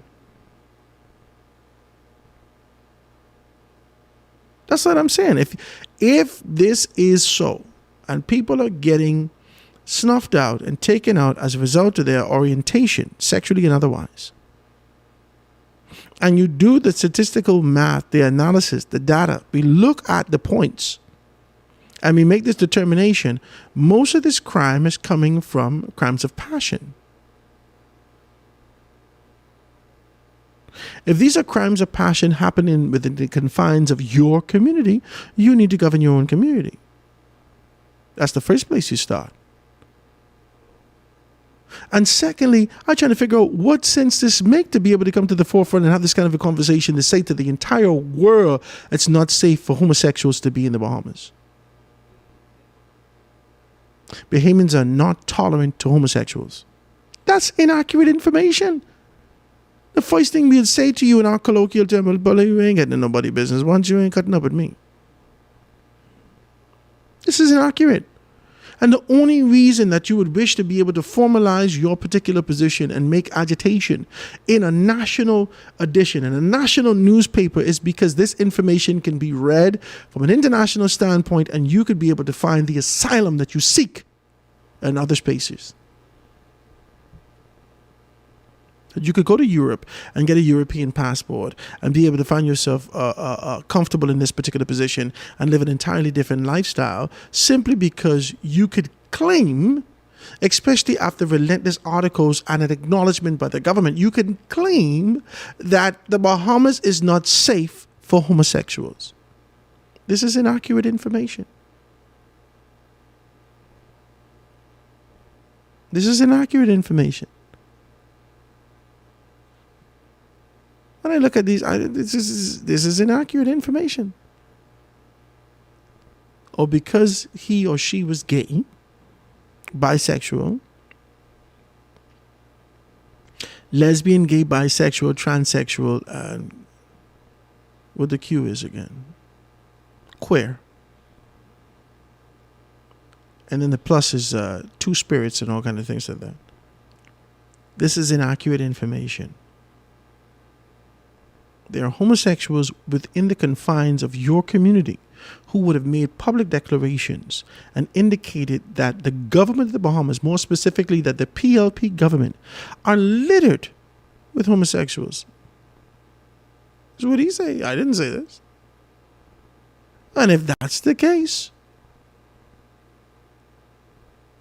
I mean, I don't understand the assent. We don't know them. No one has made these declarations and say that I'm a homosexual, stepping over the politics. We assume our community is very small. We can identify. We ask these questions that we don't know how to be able to pin one person to another. Yeah, there's been allegations over the years, and this kind of a strong position. I need to see you, your wife, and your children,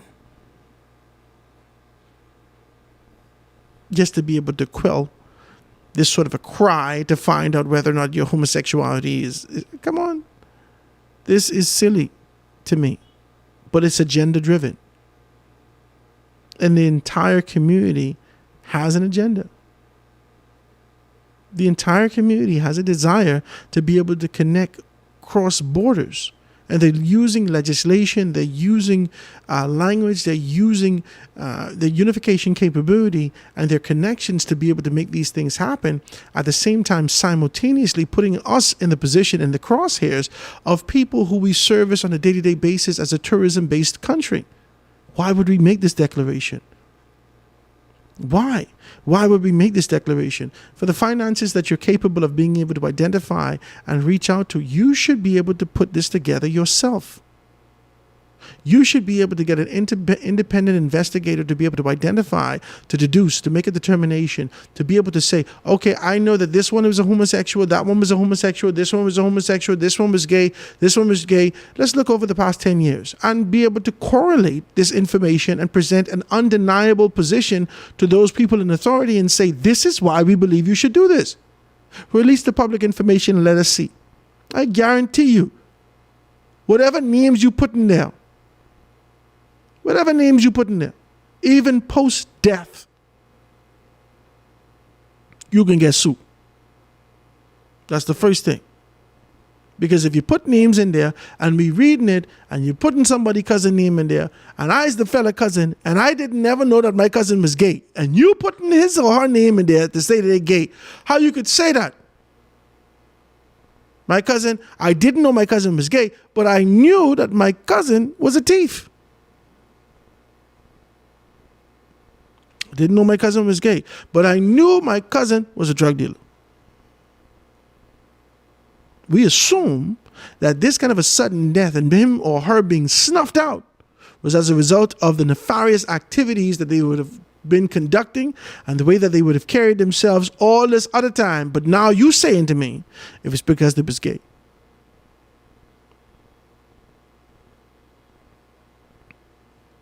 This is confusing to me.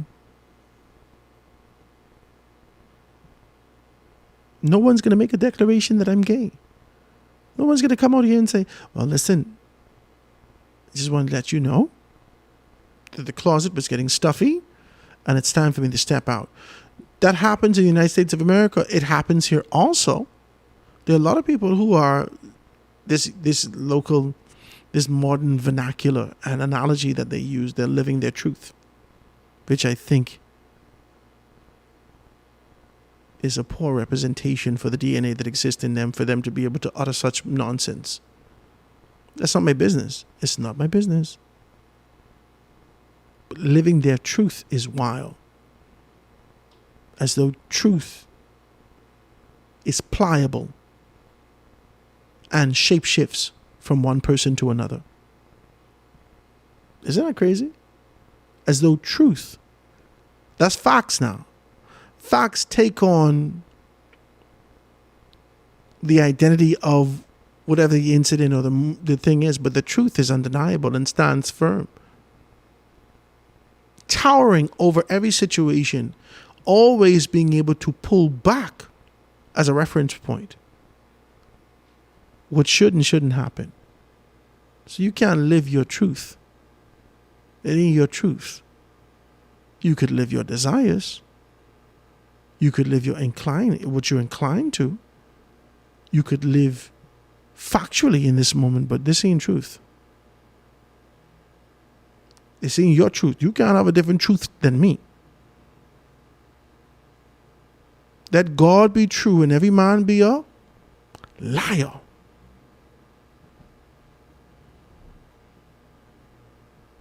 There's only one truth and live in God. There's only one truth, undeniable. You can't have your truth. I have my truth. Somebody else have a truth. That is delusion. Delusion.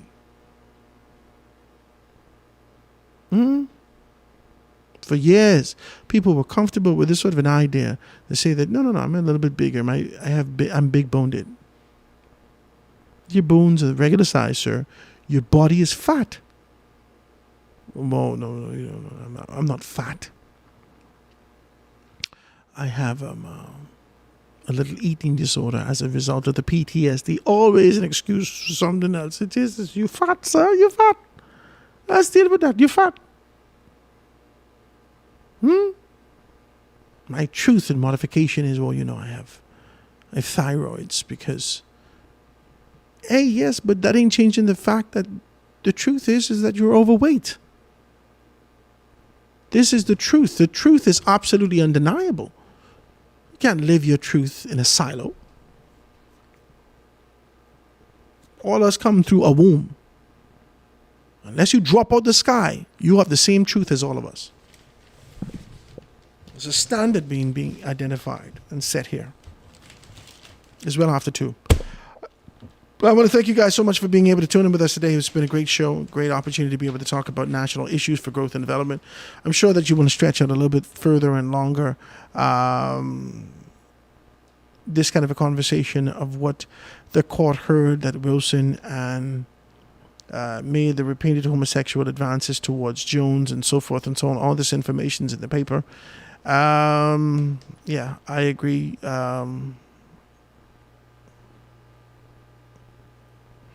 Monroe rejected the suggestion that the hate crime framework was needed to protect the LGBTQ plus community from murder, arguing that the existing homicide laws apply equally regardless of a victim's identity. I agree with him. Yeah, man, there's a lot of things to talk about. I hope you guys are good out there as we continue to be able to move forward and be able to identify these things. Stay locked and tuned in to what we're doing right here on The Foundation, 89.5 FM. Tell a friend to tell a friend. Continue to be able to tune in with us. We're going to dive deeper into these conversations. We are growing. We are expanding. We're making things happen. We want you to be able to join us and travel with us on this great journey. Give us a call, 827-0111. Guys, we'll see you tomorrow. God spare our lives right here on The Foundation. Have a great day, guys. The best talk show in the Bahamas. The Foundation with Howard Grant. Only on 89.5 FM Foundation Radio.